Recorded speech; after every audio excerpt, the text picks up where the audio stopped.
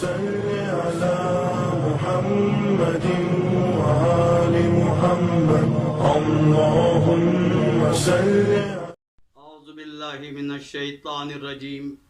بسم اللہ الرحمن الرحیم. الحمد للہ رب العالمین والصلاة والسلام علی سید الانبیاء والمرسلین ابی القاسم محمد وآلہ الطیبین الطاہرین المعصومین المظلومین ولعنۃ اللہ علی اعدائہم اجمعین. عزیزان محترم، آج کا موضوع سخن اسماء فاطمۃ الزہرا سلام اللہ علیہا ہے. آپ کے 9 اسم روایت کے اندر بیان کیے گئے ہیں.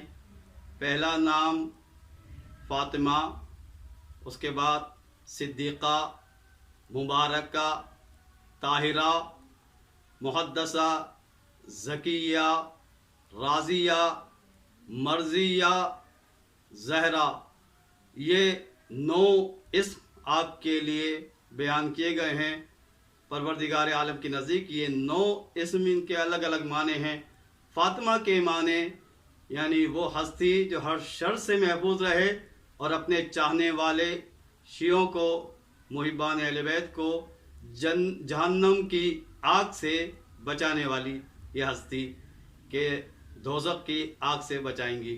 صدیقہ کے معنی سبھی جانتے ہیں، یعنی ایسی ہستی کہ جس کے زبان سے نکلے ہوئے لفظ جو ہے مصداق بن جاتے ہیں.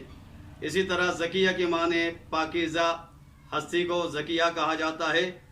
اور اس کے ساتھ ساتھ زکیہ کے ساتھ ساتھ طاہرہ بھی لفظ استعمال ہوا ہے. طاہرہ اس بیوی کو کہتے ہیں جو ہر قسم کی نجاست سے پاک ہو، ہر قسم کی نجاست سے دور ہو، یعنی ایسی کوئی عادت بھی نہیں دیکھتی ہو وہ بیوی جس کی وجہ سے نمازیں قضا کرنی ہوتی ہیں یا روزے جو ہے قضا ہوتے ہیں.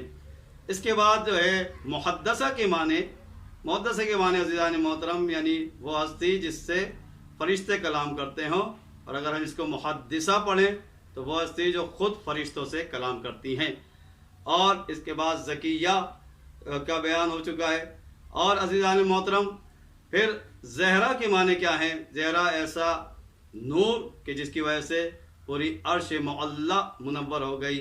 یعنی زہرا کے معنی وہ ہستی کہ جس کے نور سے جو ہے دنیا روشن ہو جائے یا عرش معلی جو ہے روشن ہو گئی. طاہرہ، زکیہ، صدیقہ، فاطمہ یہ مشہور و معروف نام. راضیہ کا مطلب جو ایسی ہستی کہ جو پروردگار عالم کی ہر تقدیر پر راضی ہو. مرضیہ کے معنی یعنی جس سے اللہ تعالی راضی ہوتا ہے.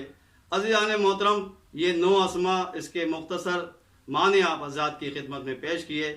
یہ معصومہ کے ساتھ مخصوص ہیں اور 9 کا عدد ایسا عدد ہوتا ہے جو کبھی فنا نہیں ہوتا. وآخر الدعوانا ان الحمد للہ رب العالمین.